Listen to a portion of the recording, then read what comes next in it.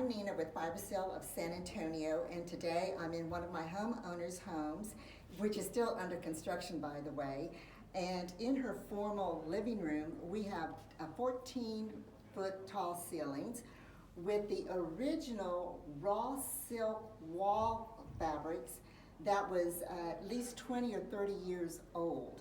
And right here, there was a very large stain, almost the size of my hand, and it almost looked like a chocolate stain of some sort, and who knows how long it's been there.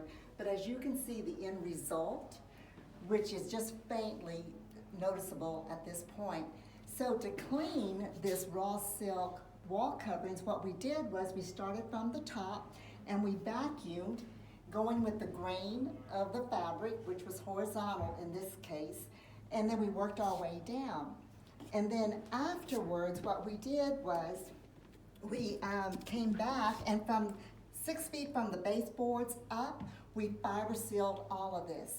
So now if something were to be spilled on it, it'll just dribble down and you'll just be able to blot it up. And that is the beauty of fiber sealing your wall coverings.